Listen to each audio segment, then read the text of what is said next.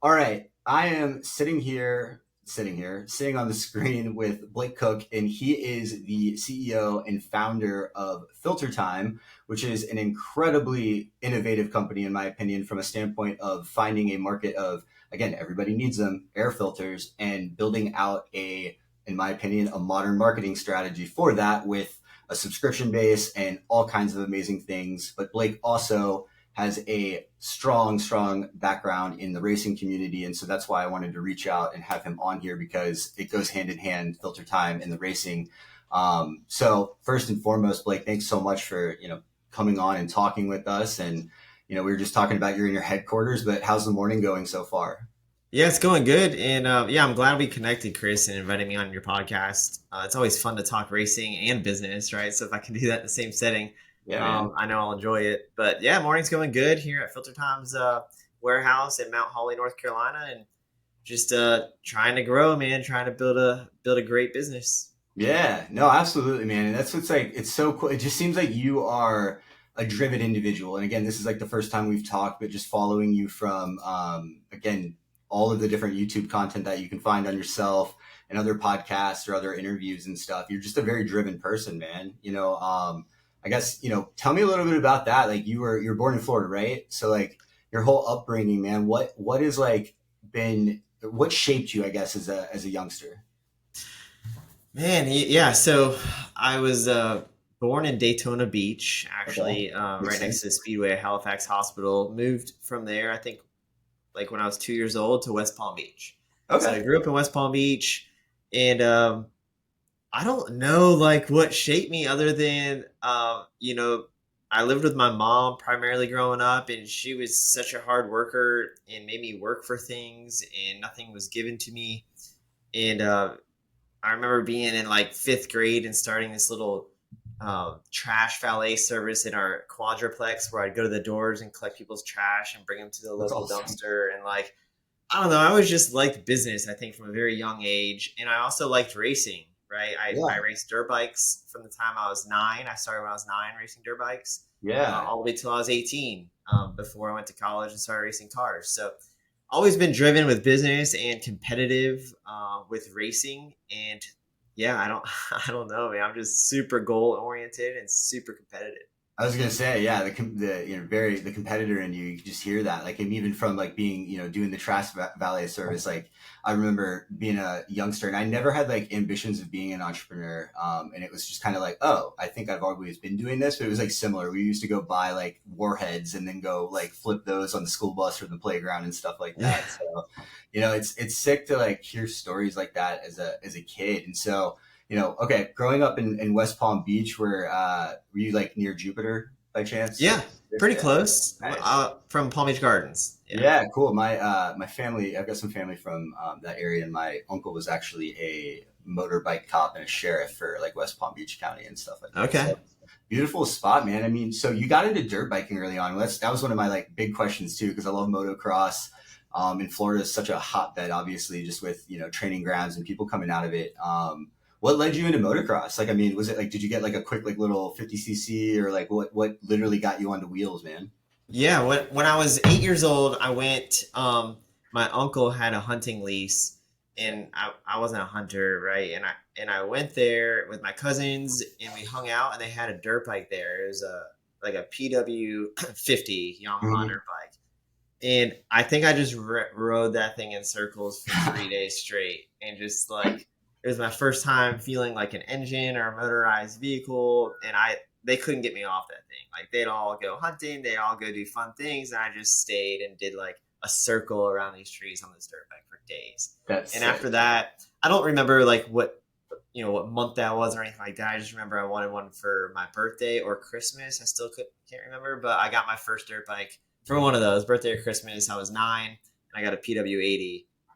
It was just hooked. Yeah, dude. Loved it, and being competitive, you want to race and you want to win. So I just worked really, really hard to get good. And I wasn't naturally good enough, um, or like crazy enough to make it professional in dirt bikes. I tried. I wanted to. I was Okay. homeschooled throughout high school and went to training facilities and really tried to make it in That was your motocross. goal, like, and like you're saying, so high school, you actively like were like a professional athlete in a way, like you were like focused on trying. Treated it like that. Yeah, like I didn't go out. Like I ate right. I trained. I went to train. I raced every weekend. Didn't go to any school events. So I was all in on dirt bikes all throughout high school, Damn. and just never made it. A Yeah. couple injuries set you back and make you realize like, all right, this isn't gonna work. I Yeah. had like 2 ACL replacements by the time I was 16 or 17, and Wow.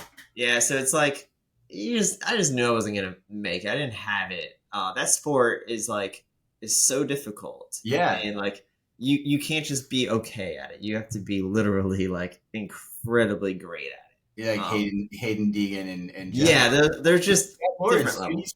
like look at him, like he's been crushing it. And I mean, like the Yeah, season he put on both in Supercross and Motocross, and just a thumb injury, and it's like yeah, stuff like that, man. they're That's just crazy. there's just a different level, and it's worldwide. So like there's guys from other countries, like the best in the world. You're racing, like you can't buy your way into that, right? Like you gotta be great. So yeah, did that, and then I was like, you know what, I want to focus on business, and try to start a business. And I went to college for marketing and in Florida at Northwood University, and I started a little sign company with my stepdad. So I did Cool. signs, and then we started a pressure washing business right after college while I was trying to get into racing.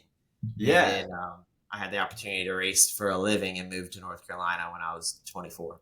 That's wild, man. So before we get off the motocross kick, I'm like curious, like where you were, and like, did you ever like do the Loretta Lynn's, or did you ever compete like against Bubba Stewart, or any like Yeah, thing like that?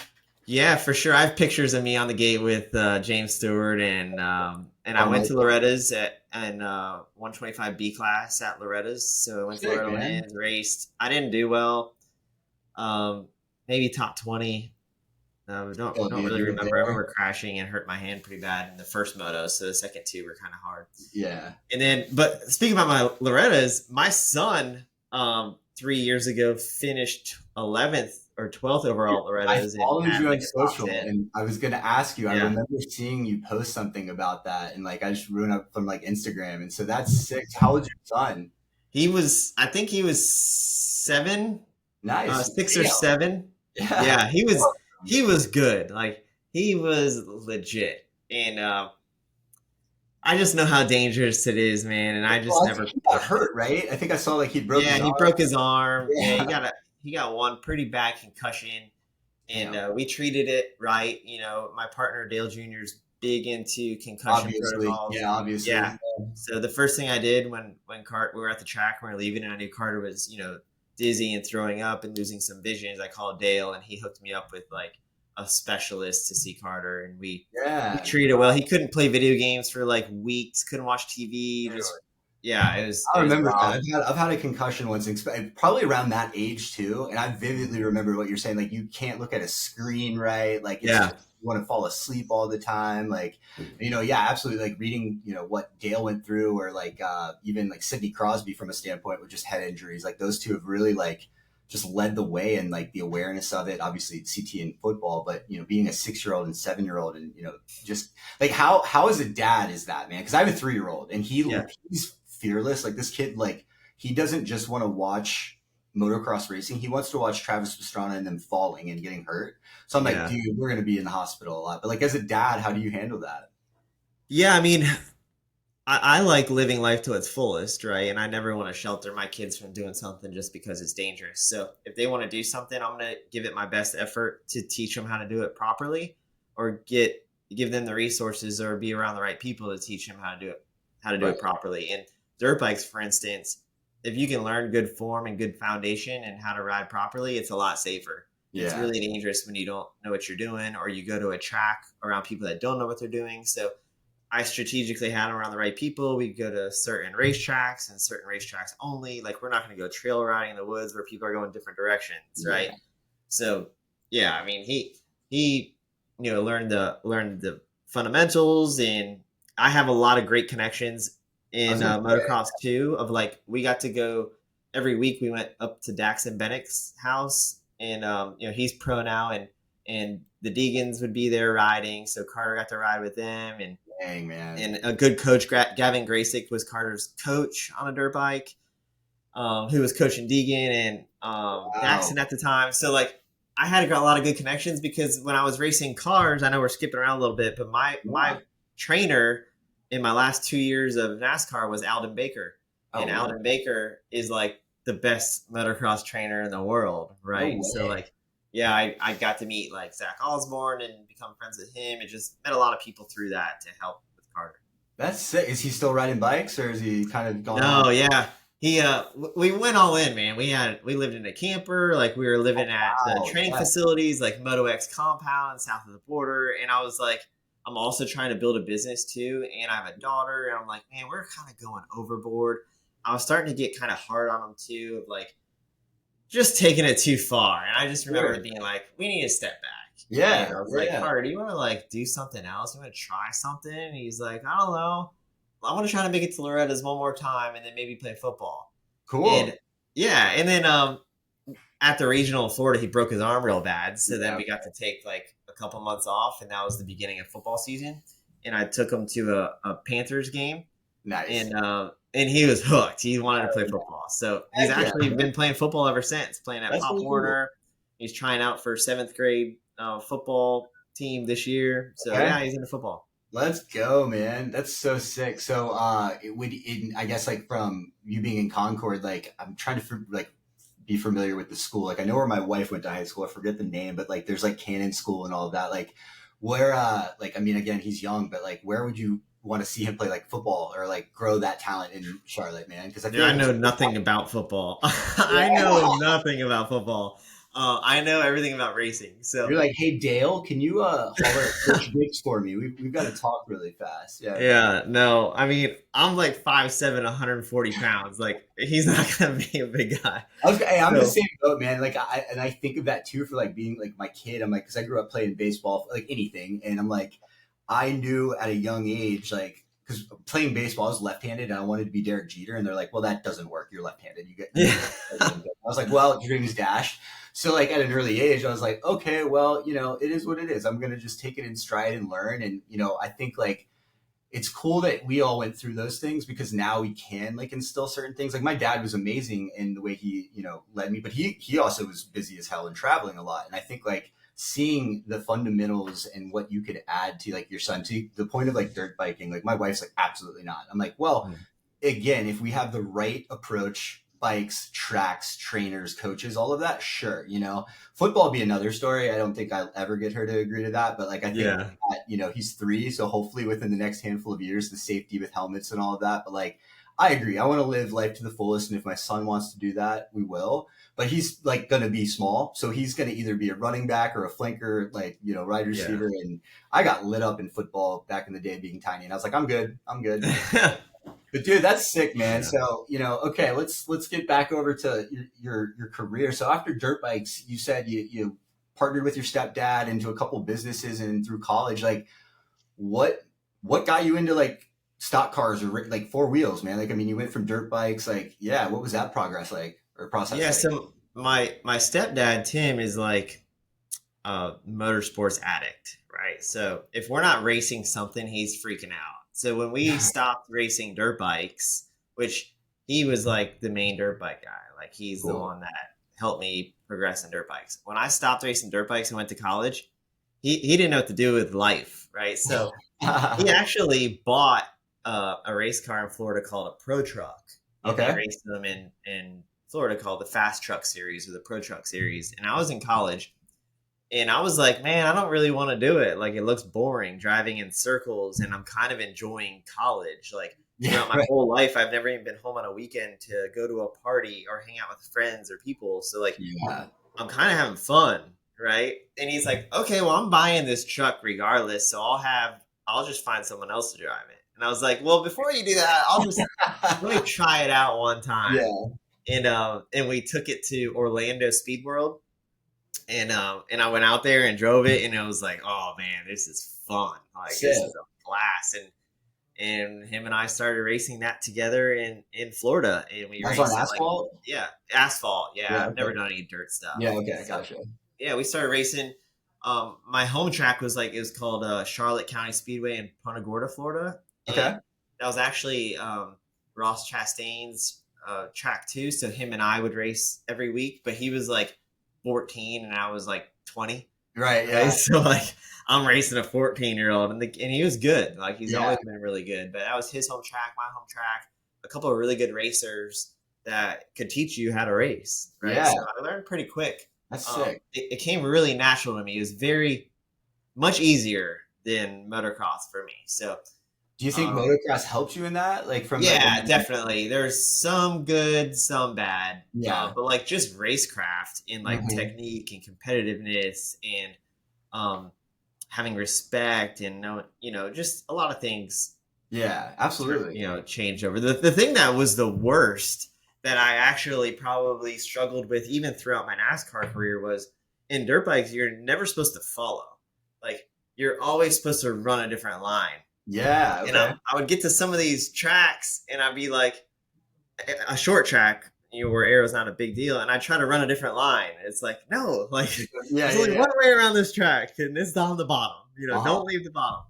So that was kind of a Unless you're habit I Ross had to break. Chastain at Martinsville. So I mean, yeah. Yeah, yeah, Well, that's yeah. true. So That's yeah, that's an interesting point. Like, so to that point, like with the vehicles, was there a big like learning curve for you? Like, I mean, getting into that truck, or was it kind of you've been in a car, knew how to change gears, or at least stuff like that, or yeah. Not really. It was like no, not really. I mean, with dirt bikes, you learn like how to gauge speed and distance. Like you can look at a triple and know how fast to hit it, right? mm, So like for me, I knew naturally, like, okay, I'm coming up on a corner. I need to slow down to this point. So I could get to that pretty close right away. yeah, And understanding angles and the importance of having, you know, a correct apex and making sure you're not having your apex at the wrong time and the right point and the wrong angle.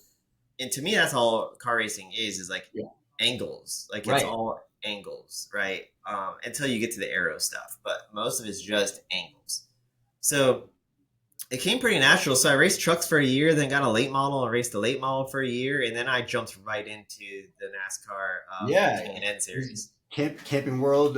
Yeah, it used to be called Camping World West. Yes, yeah. Yeah. Sick. So when you say you got a car, is like you guys bought a car, built it out yourself, or like how was that No, process? for the truck we bought just a used truck that was for sale. It was like 20,000 bucks, and my stepdad bought it. Then we sold the truck, Hmm. and crazy is like I told you, my stepdad's a racing nut. My stepdad's mom passed away, and she left him like I don't know 35 grand, and Oh he no, got it, and we went and bought a late model. So you would have like wanted this. he was just like, Heck man, yeah, his man. life is racing. So like That's cool though, dude. he That's all. got this chunk of money and he found a late model from a guy named Keith Lilly in Florida, and we drove over and picked it up and bought it and just started racing it. And I'm the kind of guy where I'm like, I kind of knew that I could do this, right? I Hmm. won maybe my third late model race, and Yeah. I was really close right off the bat. So if I know I'm capable of something, I can have the possibility of succeeding. I was already calling all these NASCAR teams, and I'm like, hey, how can I get a chance to drive your car? How can I get on your development program? I call them weekly. I remember wearing like Joe Gibbs Racing out and flying up to meet with JD Gibbs and Steve D'Souza before I Damn. have even raced for a whole year. Like I Yeah, was already, yeah.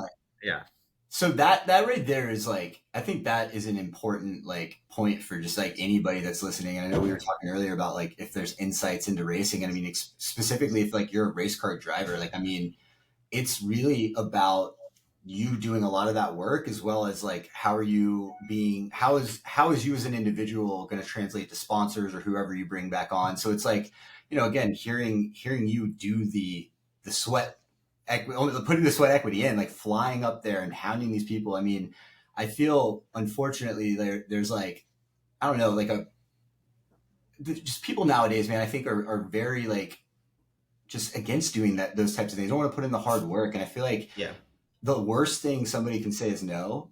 But again, yeah, like you're able to put those reps in and staying consistent. Like, I can't remember if it was a racer or it was something I was listening to, but there was a guy that was just like, I came every single day into I think it might have been Chocolate Myers actually on one of his podcasts with Dale.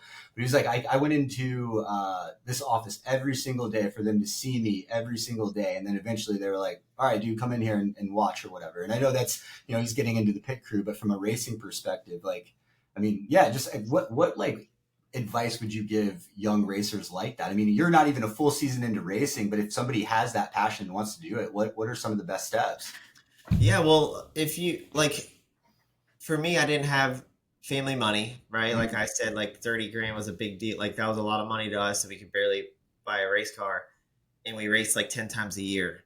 So like, I didn't have any family connections. Tim, nobody in my family knew anybody in NASCAR or racing in general in North Carolina. Not even a contact. Not even Yeah. just not even a distant family member or friend. Nothing.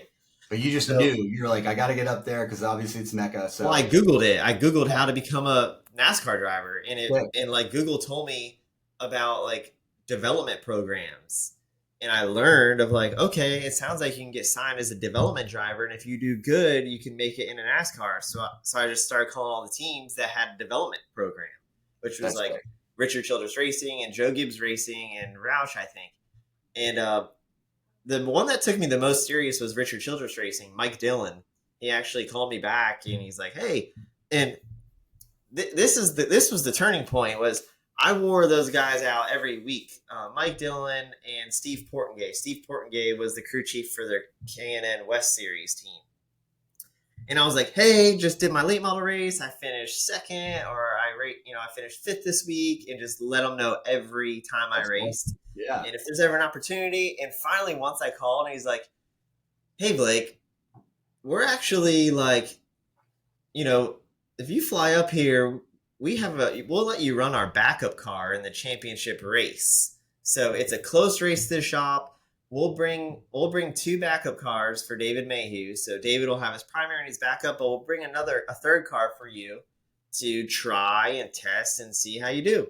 No And I was way. like, "Okay, sweet." No So way. like, yeah, and then I got in that car, and I've never even driven a stick shift in my life at this point, and Are it you was kidding sick. me? Yeah, no. No, Okay. my late model was like a different transmission where you just had two gears, and my truck had an automatic transmission. Okay, so that's what I was asking about the truck early on. So now you're literally into the world. You've got to figure out gear shifting and all of that. Yeah. So like, I got into this thing. I didn't even sit it at the shop. Nothing. Like I got to the Wow, track. The seat was huge, not even fit. Yeah, and I ended up qualifying fourth and out qualifying Mayhew, like their yeah. guy, and then I lost brakes like on lap 3. The rotor exploded or something came apart, and I wrecked. But after that, I got signed to a 2-year development deal with RC, like to be an RCR development driver. That's So like, sick, man. yeah, No, that's so cool to hear. That like I that is something that I did not find on the internet, and I think again, man, just that type of advice right there. And like one of the things you said about like just googling stuff, I think like nowadays, chat GPT and AI. Like I'm not kidding. Like and it's. I mean, again, I own a digital agency, so we got to use this stuff and be smart about it. But to the point of shaping or asking questions, like I have literally put together workout plans and stuff like that for myself through ChatGPT. So I guarantee you, just like that, it's all about prompting. So you go into ChatGPT and you literally are like, what is the best way for me to reach out to race car teams? And then you could literally prompt it, which race car teams, who is that contact and all of that. And so just a yeah, little insight, because I feel like, obviously I think me and you are probably about 4 years, in age. And so it's like back at that time, there's no social media. There's no, ways of reaching out the ways that we do now. It's like you're calling people saying, "Hey, I was yeah, second."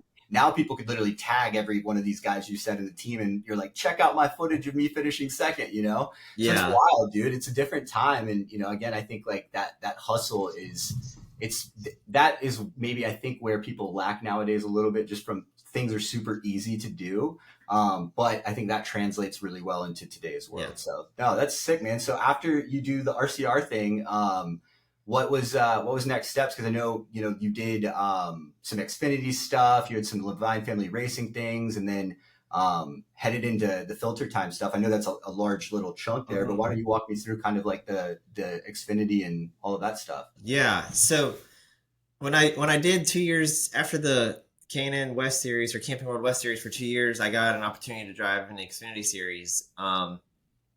And I did that in all of 2011. Made a couple starts before that, but went full time in 2011. And that's when I moved. Me and my wife moved to North Carolina too in 2011.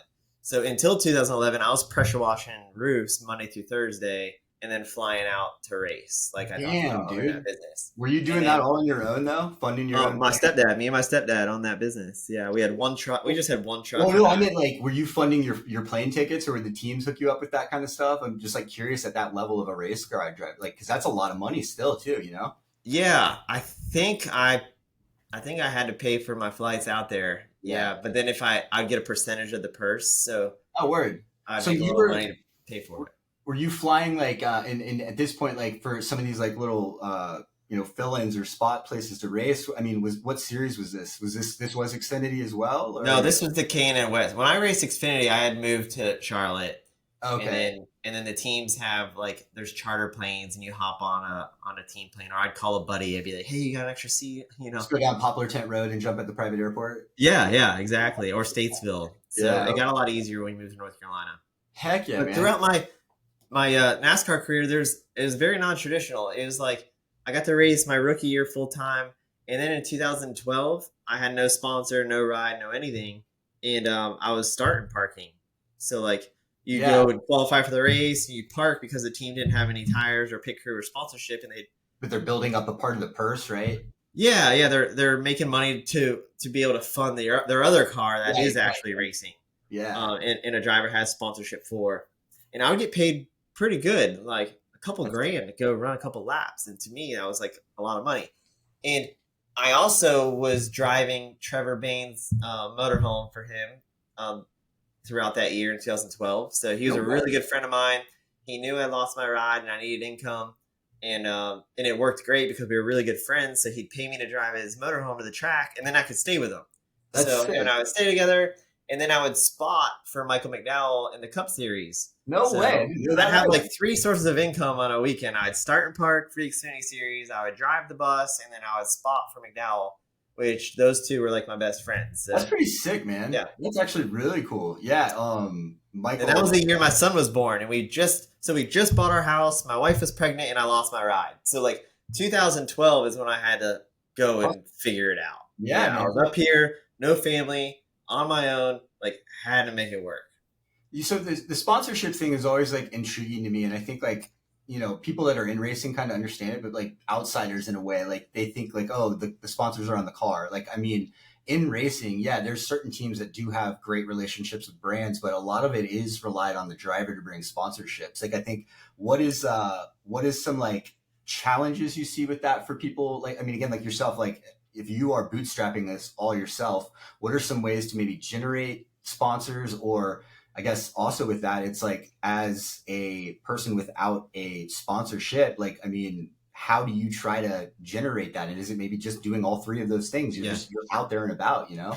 yeah. Well, so you know, it's probably different now, but back then teams did have some of their own sponsors. So let's just say my first year in Xfinity, my team owner was like, "Hey, we have like an $800,000 budget, so we're only Mhm. going to be able to buy two sets of tires. We're going to have a slow pit crew. Our engines are not going to be great, whatever, but we can still race, and I can pay you this." I'm like, okay, great. Well, like let's try to raise $1 million in sponsorships so we can have better engines, better tires, better pit crew, and be funded. So we'd work together and calling sponsors and trying to get sponsors to fund the team so we could perform better. So that's kind of how it worked for me in a couple of those years. And Would you then source those like contacts yourself, or you'd be like, I oh think the yeah, best, yeah, you meet people right. every week too, and like you're googling and like just working like you're a sales person, you're cold calling, you're networking, and you have to be a personality and a person that Yes. people want to help, right? Yes. Like that's been a really good blessing for me. Is that I feel like throughout my life, everybody's wanted to help me succeed, Hmm. and that helps a lot. That was in racing. That's how Dale Jr. felt when I presented Filtertime to him. He wanted to help me build this business. Yeah. So that's been a big blessing for me. Is people have wanted to help me succeed, no matter if I was racing or started a business. So, but with business, it was like, I get, now that I own Filter Time, I get dry racers that reach out for sponsorship Totally. daily, right? Yeah. Like Yeah. daily. And it always bothers me. I'll be like, hey, what's your full name or what's your last name? And like I'll look them up and they're not a customer, right? So like, okay, well that's red flag number one. Hey, best of luck with the rest of your season, right? Every single sponsor I called, if I was gonna pitch Filter Time on sponsoring me, for one, I would send them a picture of me holding their product. I'd be a customer, and I would tell them how I love to represent their brand, and this is how I'm going to do it, and this is how I'm going to bring you business. Not like, hey, I can get Filter Time in front of this many people if you put a sticker on our car. Like that doesn't work, right? Totally. Like Yeah. that's the easy way out, and that's how everybody tries to do it, which is good news because it opened up the opportunity for someone that hustled and worked hard and really, really wanted it to succeed. If I agree. everybody was great at that, like you wouldn't Totally. be, there wouldn't be an opportunity. So Yeah. No, man, I do that. Like, I agree. And I think, like, just again, from a human perspective, like, you obviously seem like a just real down to earth, genuine person. And I think, like, a lot of people in certain positions, that ego gets in the way, man. And I think, like, when it comes, and maybe it's ego or it's also just, some people don't have that personality to want to go out and talk to people or a little bit yeah, shy. And in this industry, for sure, you've got to be out kissing, babies, shaking hands, and all of that. Like you said, you never know who you're going to run into, especially if you're at the track there. But like, it's, yeah, always be selling, man. And I love that mentality, and I think that advice right there is huge for racers. Like, I was listening to a podcast with some, MotoGP and other bike guys within America, and the same thing. They're like, literally, I have to go out and I have to be at my best whenever I'm at the track or at these events, because I am, not only selling myself, but I want them to know that I genuinely care. And I think, to your point, if you are somebody that is a user of a product, it makes it go hand in hand. Like, you look at Martin Truex Jr. and Bass Pro Shops, it's like the best pairing in the world. yeah, And I think yeah, that's right there from a marketing perspective. Like, it's amazing. You can tell a story. You can connect with your friend or your fans and everybody else. And so that's yeah. So no, I love that advice, man. Um, so okay, with all of that, like, you let's see, I pulled up a couple different things here. So your first, like, nationwide start, I think I read that you basically got it was like the last race at Phoenix. You got to jump in, and that was your first experience in nationwide. Or correct me if I'm wrong. no, my first nationwide start, which is Xfinity now, was at Memphis in Mm, 2009 in October, and gotcha. I think I qualified 25th and finished 17th, um, something like that. So Man, well, yeah. F my notes there, dude. No, Yeah. but yeah, so with that take too, like, reading a couple of different things, like, as you were going through this process, you're obviously, jumping on in these different teams like Levine Family Racing. I think it was like Rad was on there. A couple of different things that I was reading, like, looking at your statistics in racing and stuff like that. Like, one of those is the last race at Miami in 2013, and it correct me if I'm wrong, but you replaced Alex Bowman because he had a similar situation with sponsorship, and you qualified on the outside pole. Yeah, What was yeah. that like? That was another turning point in my Yeah, dude. career, right? Um, and we actually got sponsorship. Um, we had met somebody that was like that loved racing, really loved an organization called Compassion International, where you try to sponsor kids overseas to provide them with resources to live a better life. That's cool. And he's like, hey, I would love to like pay for this, and let's put compassion on there and try to get children like kids sponsored through this racing program. So he ended up putting enough money for me to call our Rab Racing and be like, hey, I have this much money for Homestead. Can you bring out that second car? Kenny Wallace, I think, was running their second car Mm-hmm. every now and then. So they had a two-car team. So I was scheduled to run their second car with Alex Bowman being the primary. And I think 1 week before the race, they called me. They're like, hey, we're switching the number. You're going to be the 99. Alex is out. And I'm like, oh my gosh. Yeah, Wow. dude. So, like, Chris Rice was my crew chief. Oh, word, cool. Yeah, and then he ended up, I ended up introducing him to Matt Collig to be my crew chief at Collig Racing to Oh, through okay. that So connection. you were the So reason that those two connected? yeah, oh yeah, That's yeah, amazing there. That's like, I yeah. mean, Pretty much, Matt wanted to start a race team, and I right. started like I went and hired, met with Chris and put it together. Yeah, but that's another long It topic, is. but Trust me, I've got that in here because I do want to talk about like yeah. being a part of starting something like that. But it was funny about Alex Bowman because I just saw him about 2 weeks ago out to dinner, and he's like, "Hey, Blake," and he introduced me to his girlfriend. He's like, this guy took me out of the seat a long time ago." I was like, "Well, I think that worked out better for you than me." Oh my god, dude, that's awesome, man. So Yeah. is Alex a good dude? Oh yeah, super good dude. Yeah, he was one of my first filter time customers too. He signed up right away, Nice, and man. yeah, he's just a good guy, man. Really good guy. I remember when I took him his ride, and he's sitting at home watching me drive his race car. I think he either texted me or tweeted about how good of a job that I did, and that he thought it was really cool. That's So like awesome. that takes a lot of like you got to be a different kind of person to be Yeah, like praising a driver that just kicked you out of the seat. that's true, man. That does show some, amazing character there, man. What a story though. That's wild. So, I guess like speaking of front row, it was TriStar before Matt went and started Colleague, right? Yeah, so that 2013 Homestead race qualified second to Sam Hornish, was running top five. I remember like I had a bad start and I fell back to sixth. I remember like reeling down and passing Brad Kozlowski in the Penske car for like fifth. And like before this, I ran 30th, right? I've always been in low Right, budget race right. teams.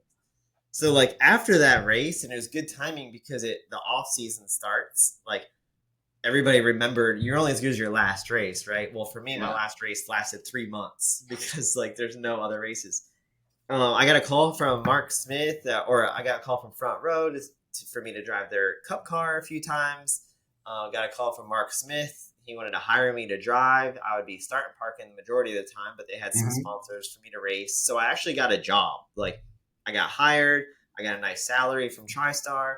I got to make some Cup starts, and really that helped me take off in my career and ultimately race for TriStar and do some Cup starts, and then Leaf Filter. The way I met Leaf Filter was they sponsored the 32 Cup car. It was Go Fast Racing. I don't even know if I've ever shared this story publicly. They sponsored that car, and JJ Yilly was their driver. Hmm. Well, like I think it was for Charlotte. Monday, I got a call from the owner of that Cup team. He's like, "Hey, Blake, we have a sponsor. JJ just took the ride with BK Racing, the Burger King Cup Hmm. car, and we already have a fire suit. We have the seat installed, and like you're the closest guy to his size. Like we think you could fit in his fire suit and his seat, No and like we need way. you." I was like, "Okay, like I'll do it." And I went and raced that Leaf Filter car, and I met Matt, colleague there, and we ran terribly, but he still had a great time. He rented like a suite and a bunch of tickets for his employees, and then Matt wanted to help me. Like he's like, Yeah. "Dude, like you're awesome. Like I love you. Let's keep going. What else do you want?" And he ended up sponsoring me at TriStar for the next year. And then he's like, "Dude, I want to own my own race team. Like I want to own it." Man. And I was like, "All right, well, I called a couple people and learned, and the first thing that came to mind was Chris Rice because I Mhm. qualified second in his car. I knew he could do fast, build fast race cars. And so we hired Chris Rice, and then we went and met with RCR and did an alliance and bought their race Yeah. cars. And then we leased the building from Kevin Harvick, the KHI building up in around Greensboro or something like Hmm. that. And then we just started from scratch. That was like Damn. December when he wanted to start the race team. So we only had like 2 months to get prepared to go to Daytona. And yeah, and then I raced for Colleague Racing in 2016 and 17. And then ultimately, that turned a little bit into a business where they had a driver with funding and I didn't have any funding, and they let me go really late, like Yeah. January. They called me to let me go. Like when you get let go in January, there's no seats. Like Because the it was Daytona next month. Yeah. yeah, it was bad. Like it was really, really bad for me. And I remember sitting there being like, "Oh, I don't know what to do." And I was like, I don't want to ever be in this position again. I want to start Yeah, a business. I want to start a business and create some income for my family and then go back racing. Because then at least if I don't have a ride, I still can pay my bills. you're So right. yeah, I thought of filter time. I was going to Lowe's to buy filters, and I got there and I spent a bunch of money on crap I didn't need, and I got home and I realized I forgot the filters. And I was like, oh man, like for something I have to do so often, and like they're big and bulky, and I remember going to the store and you're looking at this wall of filters and you don't remember which one you bought last time, and you're speaking to Totally, your dude. phone to see if you can find your size, and then like remember when you change them. Like this is a terrible experience for a homeowner. And I was like, it would be so nice if they just showed up at my door automatically when it was time to change them. So then I just did it, man. I wrote Dude, down, yeah, wrote down air filter auto ship and just put my head down and started the business. damn. Wow. That is so sick, man. So, I'm curious, like, with the colleague stuff, like, you're generally giving, Matt colleague insight, helping structure out this team when, like, they decided to part ways. And I understand it's business, you've got money coming in and all of that. Like, I mean, did you guys part ways in good terms and all of that? Because I feel like you've helped structure a lot of that. I didn't know if, like, maybe, for you to be like, hey, guys, like, again, I might not drive, but I can do X, Y, Z for you guys. Yeah, I mean, we left on good terms because I'll never burn a bridge no matter what. Yeah. And he did a lot for me, Right. right? He did do a lot for me. Like there's no doubt. Like he gave me an opportunity when a lot of people wouldn't, and but I was definitely hurt. Like he Yeah. was, I would consider him one of my really really good friends, right? So I was definitely like more so hurt emotionally than I was mad from a Yeah. career standpoint. Like just the way it went down, I was kind of hurt, but like we always kept in touch. Yeah. I asked him questions about his advice when I was starting the business. I still talk to him probably quarterly Yeah, I to was gonna give say, his I business mean, advice. we filter in filter time. I mean, again, like I feel like different verticals in a way, but like from a modern, innovative standpoint of products and what y'all are doing, it's very similar. So I feel like, and Yeah, again, he's built a bunch of companies, so yeah, being able to pick his brain from that standpoint, I guess, with like colleague, and I definitely remember those days of them coming on board. Like I was it Jeb Burton was driving in that car at some point, or the mm, AG Nutrients car, but yep, so what was it like at that time for like, because you see all of obviously NASCAR is gone through so many different changes with charters and teams over the last handful of years. What is like the biggest, challenge or I guess like roadblocks for a team that's starting out like that, like from scratch? yeah. I mean, hiring people, right? It's all about the right people to make your cars go fast, Well, it's like right? You got Matt's a business owner and he found passion in racing and he, wants to start a racing team. But then it's like, if I wanted to do that, I mean, again, yes, I'd be like, I need a driver, I need this, and this, but there's so much that goes into that. So yeah. how do you start building out that, foundation there? Well, that's when I reached out to Chris Rice and I told him like what we wanted to do and what Matt wanted to build and if he'd want to come run this team and build this team. And he said, "Yeah, let's do it." And we went to like it was right as MWR was shutting down. We went there and bought a bunch of equipment, Crazy. tools and scales and just a lot of tungsten and a lot of stuff. We bought the hauler and some pit boxes from TriStar. Mm, We just bought stuff, and then to get running good, we worked a relationship with RCR where we could get some of their setup sheets and buy some of their older cars, and we just started right. And that's it's cool. really difficult because like you're not going to get somebody to leave a top organization to come work for a startup like Right. race team because teams start and fold all the time, right? Like so we had to really just work really really hard and get the best people we could, and we didn't have a lot of people. So the problem is from a driver is like when you're in this situation, like nobody's gonna bring no driver is gonna bring money to a brand new race team because it's Hmm. like why would I do that when I can bring it to Gibbs or some other place? Like Sure. Right. I don't know if Yeah. you're gonna run good. So we actually ran really good. Like we made the playoffs the first year, finished seventh in points, I think. Yeah. In the second year, we started winning stages and leading laps, and then the bad part about that for me is when you're a driver in the Xfinity series and you're not bringing a dime of sponsorship, when you run good, that car becomes attractive to people that do have sponsorship and do have money because Yeah, they want to come run that car. So gotcha. like I kind of performed my way out of a job. Oh man, no, but it's like um, that's the yeah. complexities in this business, man. And I mean, Yeah, and I also am business minded, so I understood that. Okay, yeah, Matt, you're spending. Let's just say you're spending $4 million, and you're paying your driver, and he's not bringing any money. Well, you can spend $4 million and have a driver that's bringing you $2 million, and you don't have to pay him. Like, and Blake's not winning, right? I'm sure at this point too, it's year two. There are some people that are probably trying to put throw me under the bus of like, hey, your problem is Blake. You guys should be running way better. You're spending the money, and Blake's never done anything. Like you start to get people, yeah, get in people's ears. So right, I didn't win, right? If I would have won, that'd have been different. Anyways, like it's a pretty easy decision if you take emotion out of it. Oh, well, yeah. I'll pay this guy, or I can take this guy that pays me. Like, okay, pretty And easy in decision. a business setting, man. I mean, again, Yeah, as a business owner, and you're in this situation too. You got to do what's best for the uh-huh. business and take emotion out of it. I mean, that's Yeah, the hardest time or hardest thing sometimes for sure, yeah, yeah. man.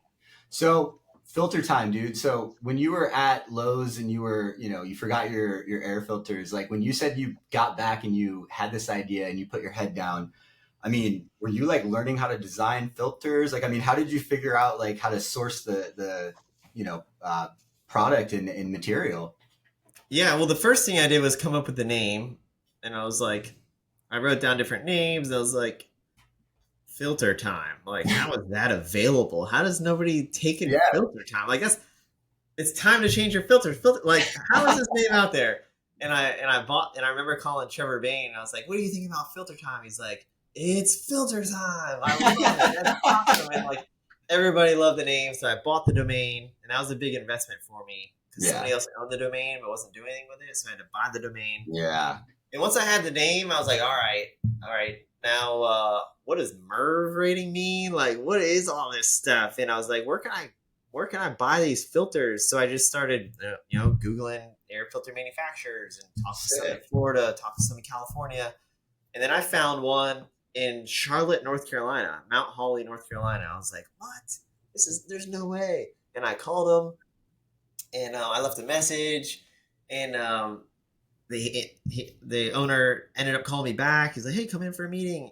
And all the other companies weren't really interested when I told them the idea. I was like, "Hey, is Yeah, there any way you could drop ship filters for me, or if I could buy low quantities?" And yeah, they're like, "Yeah, but your price is going to be really high. Like nobody would give me the time of day, really." yeah, So the owner of NC Filtration, my manufacturing partner, was like, "Yeah, come in, let's chat. Hey, this is awesome, man. yeah. Um, we had somebody else try this and it didn't work, but I believe you could do it. Like I think you could do it, Blake." And I was like, "All right, let's go." And we worked out a deal of just being able to have, for me to have my hands on the filters and some space to be able to ship the filters, and he helped me, buy the boxes and really helped me form the operational side of the company. Then I had to, like, of course, figure out how to ship these things, and Yeah. it was super expensive to ship, and nobody would give me like USPS would be like, "Oh, it's $15 to ship," and I'm like, "Well, I'm only charging $15, so Right. Yeah. how's that going to work?" They're like, "Well, if you do more volume, it'll go down." And I remember asking, like, "Well, if I did this much volume, what would it be?" And they would be like, "Oh, we can't give you that data." And Man. the same thing with UPS, and finally FedEx was Okay. like, "Hey, we'd love to work with you. We think you could build this. We'll take a shot at you. We'll give you, you're gonna have to pay this much now, but if you could get here, your rates will be this low. If you can get here," and they kind of showed me of like, "Oh wow, this could be a profitable business when I get to a certain volume." And then I built I had a website built and just went all in, man. I knew I wouldn't make any money for a while because Right. when you're small, your costs are too high. But I knew once I could get to like, this certain number of subscribers, it could be profitable and I could start paying myself. And Dale, I pitched Dale. So I'll Yeah. back up a little bit. How did that come about? Like, I mean, Yeah. obviously you got ties to racing, but like, what made you be like, hey, Dale, filter time? Yeah, I was driving. I drive a lot, and a lot of things come to my mind when I'm driving, actually. But I was starting to have some doubts about filter time. I was like, man, what's going to make people feel comfortable putting their credit card on a new company, Filter Time? Like, Yeah. what's going to separate me? I was like, man, it'd be nice if I could have like, I don't have money to start to pay like, so like what would make people feel comfortable? And I was like, if I could have like a celebrity endorser, people would know like we're legit and they'd feel comfortable and maybe choose us. And at the time, Dale had a DIY show remodeling his Key West house. Oh, that's right. Yeah. Yeah. And I was like, man, if I could get Dale Earnhardt Jr. holding a box of air filters on my site, like I could take this business For sure. and Because run like with it. the NASCAR demographic, man, Yeah. too. This is like fucking shooting Yeah. fish in the barrel, dude. Yeah. So I was like, all right, I'm gonna pitch Dale. I got his number from a friend, and I text Dale. I've only met him one time at Driver Ed Friends, Wow. Okay. so him and I weren't really friends.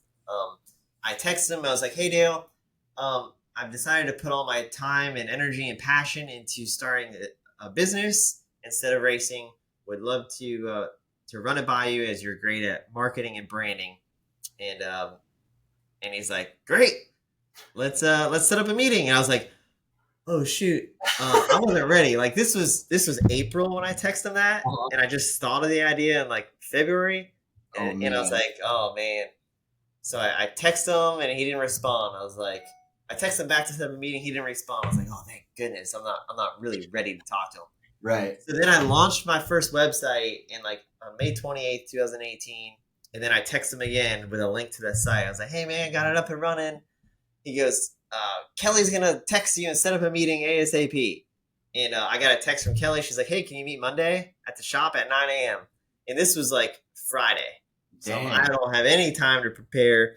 I've Yeah. never pitched anybody about business. So I got there, and Dale walks in, and I'm sitting there with Dale Jr. and Kelly, and I started telling them about the business and what I want to do with it and where I think I could take it and how I think they could help. And I remember Dale saying, I was like, man, I'd love if you could do like a Facebook post and a Twitter post and be on the site. And I remember him saying like, hey Blake, at this point in my career, I'm really not interested, in an endorsement deal or making a quick Mhm. buck, right? But I would want to partner with you on this if you're interested. And own this business with you and go on this journey with you. I was like, Yeah. okay. I was like, done, let's do it. And then he's like, all right, you and Kelly work out the details. I gotta go film my podcast. And he walked down, and then we just started communicating all the time, and ended up announcing our partnership about 9 months later, April of 2019. We announced the partnership with a brand new website, and man, it exploded. And then I was trying to learn how Yeah. to run a business. Yeah. So I guess like to that point, like once, the new website's launched and you got, the partnership formed, what was the difference in orders? Like where were you at like from that first year of orders to, getting out and actually and this is maybe a good question is like when you were doing that, were you relying heavily on your network or what were ways to get the brand out there? Yeah, just my network. I didn't spend a dime on any marketing in Yeah. all of 2018, and actually in all of 2019, we didn't either. Yeah. Um, so like before Dale, I was like, I don't know, getting 5 new subscribers a day, which was Okay. still a lot, Yeah. That's pretty right? good. Yeah. And like, so that compounds, like, so you have Yeah. 5 subscribers, you have 5 shipments, and then next thing you know, you're like, oh my gosh, I have 200 subscribers, you have 1,000 subscribers. It's like a lot. And I started like just seeing the compound effect of a subscription business work. And then learning things like, oh, boxes are getting damaged. Then you have to redesign the Mhm. box, make them stronger, credit card declines, like just working, learning how to Yeah. You're collecting work data and business. optimizing, man. Yeah. And then when we announced Dale, it was just like, oh, like we're, Site traffic is like the site breaks. yeah, like the site didn't break, but we were prepared for it because they Yeah. warned us about that too. So we, doubled up on servers and all that stuff. And yeah, man. And then, air filters is weird. It's not like you're going to get a million orders overnight because not everybody Yeah. needs a filter right now. So Yeah. that's the beauty of it too, is growth has been easy to control because people buy filters when they need them and they don't need them, but every month, 2 months, or 3 months. So it's like we've always had this nice steady growth day over day over day. Yeah.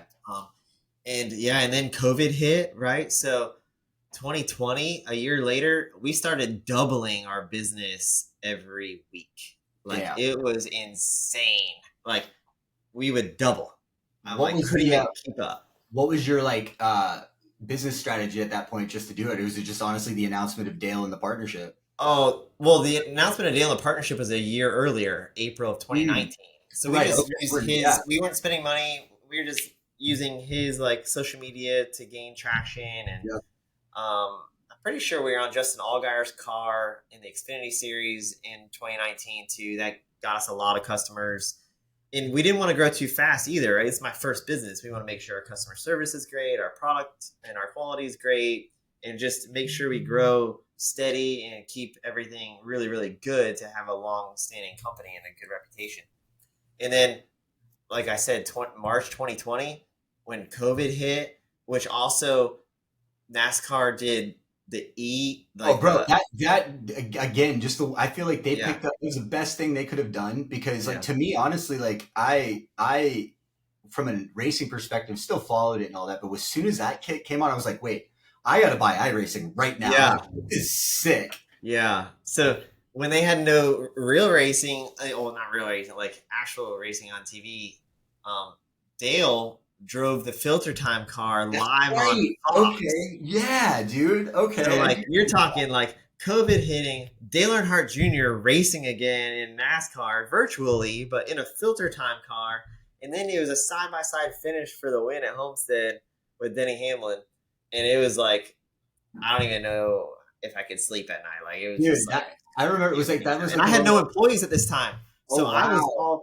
I was the only employee. Like we had employees that did the like the pick, pack, and shipping, but not like customer service, marketing, finance. I did all of You that. didn't sleep then, dude.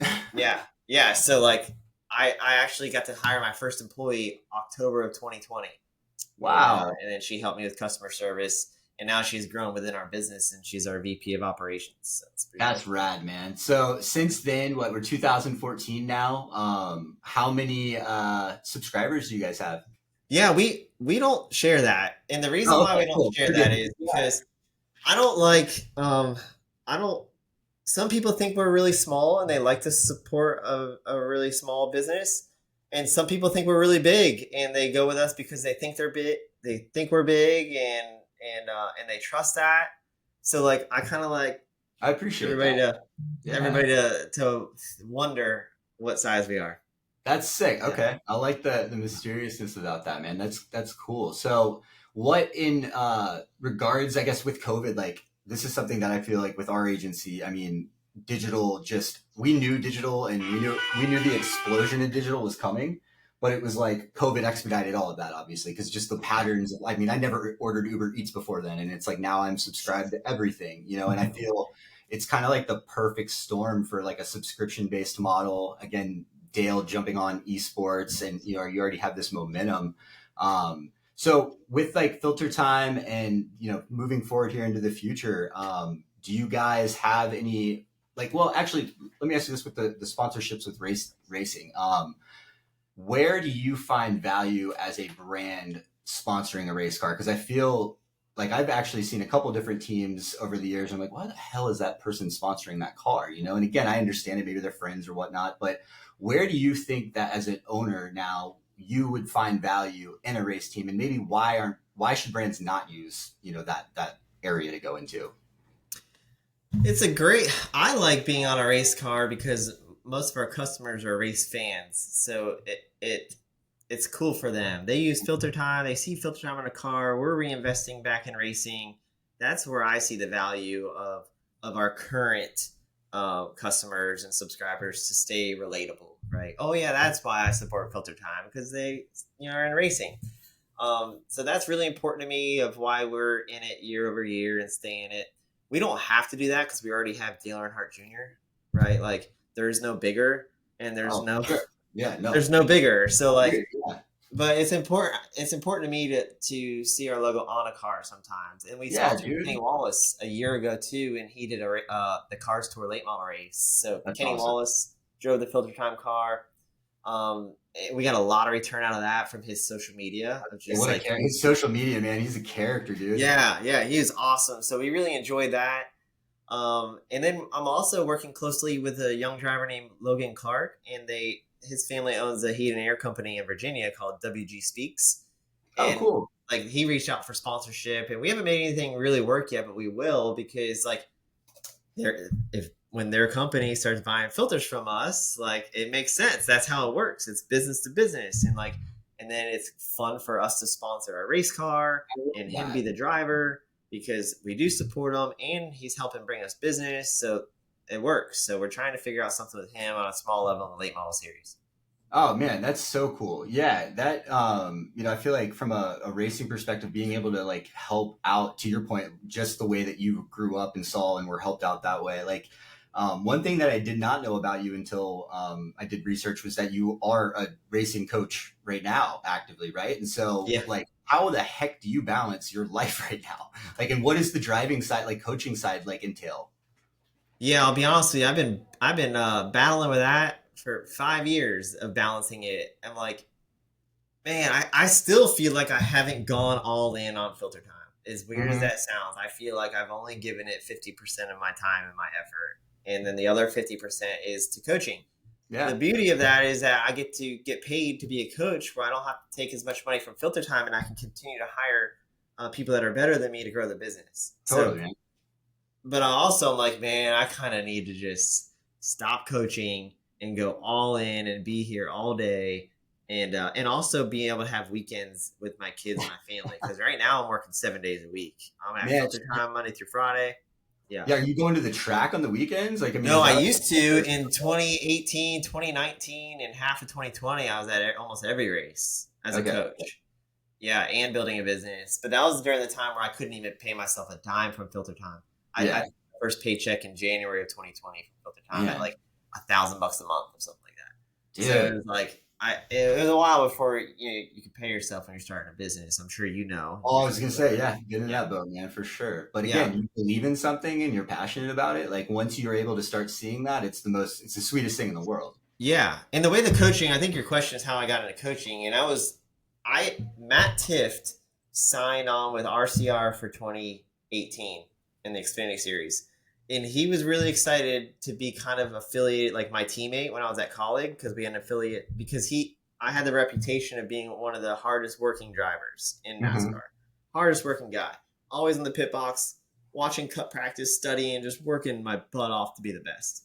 And he knew that about me. He wanted to learn what hard work was because he doesn't know what that means. He's like, Yeah, people say Blake works hard, but what is that? How can you work hard? Like, what does that mean? right. So when I announced like I lost my ride, he wanted to go to lunch and talk with me about it, and we ended up talking about he asked if I'd be interested in coaching him, being his like driver coach, and I was like, sure, like that kind of sounds fun, like Is let's that do a, it. is that Yeah. like a? And I actually am not familiar with that, but is that like a regular thing for drivers in a way? Or No, okay, interesting. No, I think the first one to do it was Max Pappas Yeah.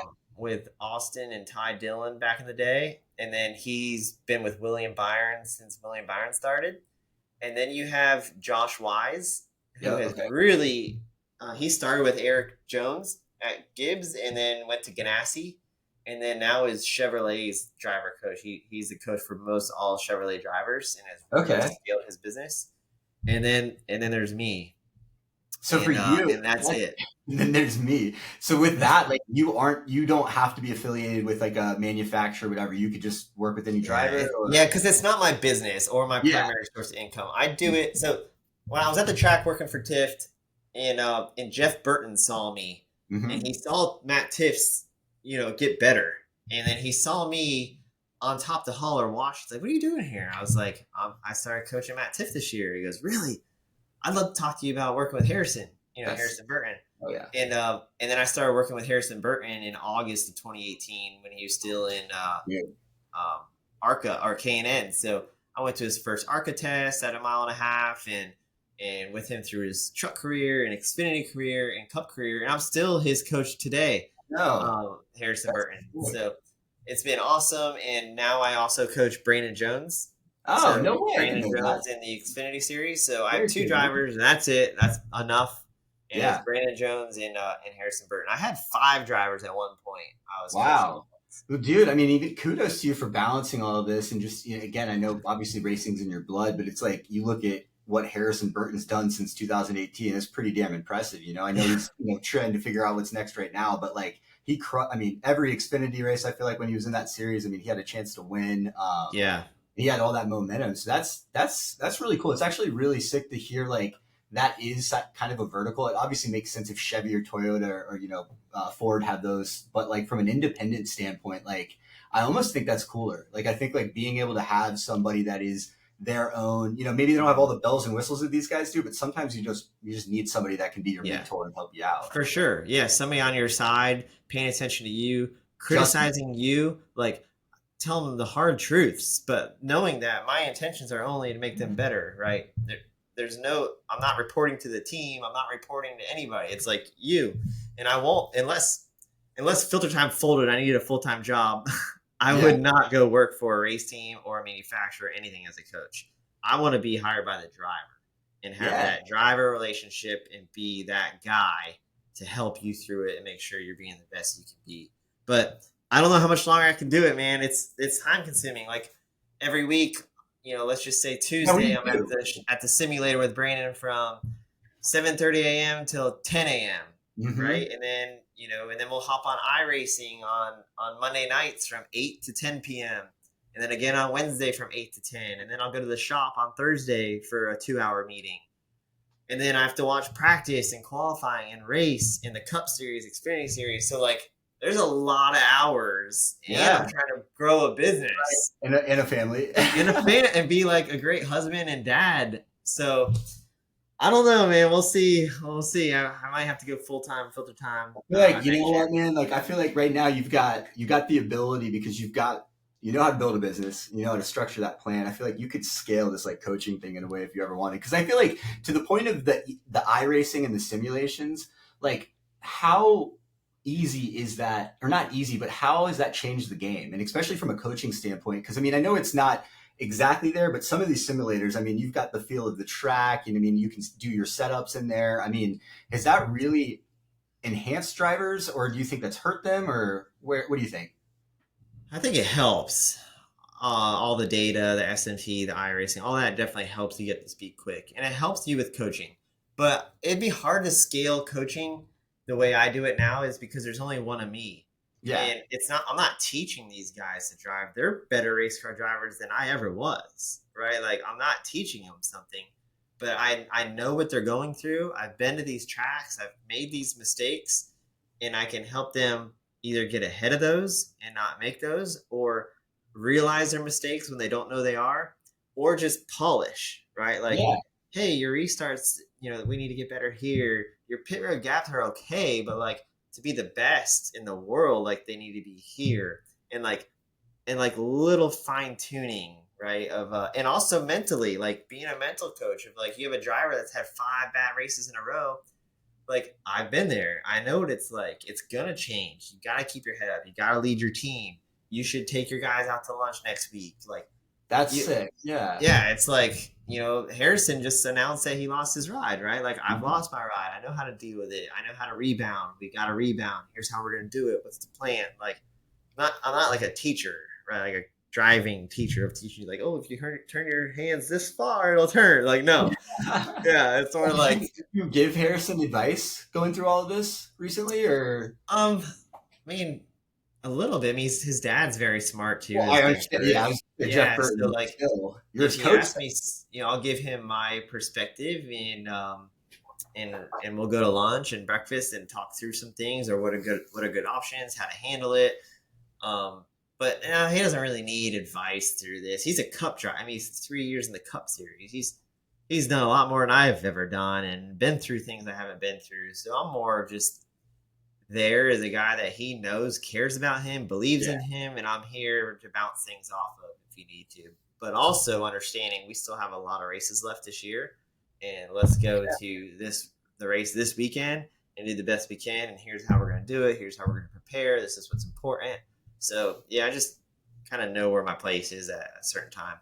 I love that, man. Well, dope. Well, again, I'm not going to take up too much more of your time, but Let me ask you this in regards to just some like quick fire things and I put together. But like I read on an AMA or Reddit thing that one of the hardest drivers you've ever faced was Ross Chastain. Yeah, for sure, man.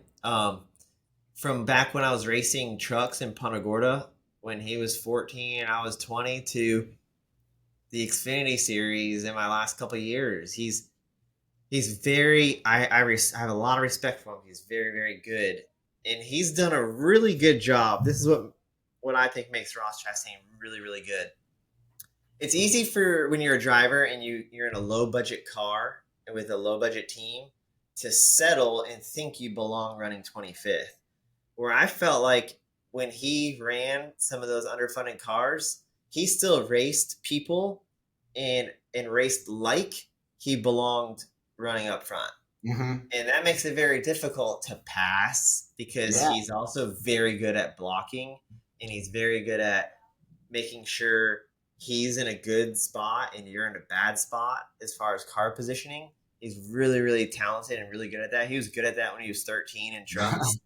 I remember he had this big old mirror, and I went over and told him he needs to take his mirror off. If he, like we got into it a few times, but he's also really young, and I was older, so. Right, right. But he's really difficult to drive, but he drives everybody the same. So it's not personal. He doesn't care if you're Dale Earnhardt Jr. or Blake Cook. He is not going to he's going to do anything he can and not let you pass him, and he's going to try to beat you no matter what kind of car he's Yeah, man. I heard that his like section on the Netflix show, and he's like, saved. He's like, dude, it doesn't matter when I'm outside of the race car, but when I'm in there, I no friends. I'm gonna beat the hell out of you. Like, in. and Yeah. obviously with what he did at And I'm not Martinsville, like that. I'm opposite. Like I don't want people to be mad at me. Like yeah, that's that's why like I'm selling filters now too. you got to be Kobe, dude. You got to be like that killer mentality, man. Yeah. That's Yeah. sick. Bro. All right, favorite racetrack of yours? It could be in America or somewhere else, but what's your favorite track? Oh man, I really liked Mid Ohio sports car Okay, track. That road nice. course. Yeah, I for whatever reason I just really liked it. I always had fun. And then for an oval it'd be Bristol. Hell yeah, good choice. I like that. All right, favorite sports team growing up? Probably the Red Wings for hockey. No way. Yeah. Let's go. I'm a Red Yeah. Wings fan too. That's Really? awesome. Yeah. Yeah, yeah, Yeah, yeah. Detroit Red Wings fan. I have family friends that are involved with the race team. So ever since I was like a little kid, like I've been a Red Wings fan because of that. And then Heck yeah. I actually ended up my college roommate was Nick Illich, who his grandparents owned the Red Wings. So like I know the Illich family just through college. Let's Yeah, go. That's sick. No, yeah, very, very big. I think best logo and best jerseys in sports. And yeah, what a yeah, back in the day, man. The Russian three-headed monster, dude. yeah. All right. And then last question for you. If you were stranded somewhere and you could only have one movie, one song, and one meal, what would they be? One movie. Man, I love that movie Invincible with Mark Wahlberg, that football Yeah, it's movie. a good one. I used to watch it on the airplane almost every That time I soundtrack is fly. fire, by the way. Bachman Turner Overdrive. I love that soundtrack. Oh yeah, yeah. What was the other two? Song Yes, and a meal. song. Yeah, that's a tough Um, one. a song. Man, I don't know about a. A band, a band. What's your favorite band? I would just say right now it's Luke Holmes. Luke Combs. I Okay. love just listening to some Luke Combs like all day, every song back to back. That's So good, man. Heck yeah, that's a good today one. it'd probably be that, and then meal. I would say pizza. You can eat it hot, cold. Like just I could live on pizza. Man, those three right there, bro. I guess Red Wings and pizza. I'm with you, man. Yeah, yeah. Little Caesars pizza. Yeah, dude, absolutely. All right, well, Blake, thank you so much, man, for the time today. For everybody that is listening, obviously, I will tag all of this and where you can find Blake. Filtertime.com. Where else, for can folks find the products or find you? That's it, man. Filtertime.com solves it all. Yep.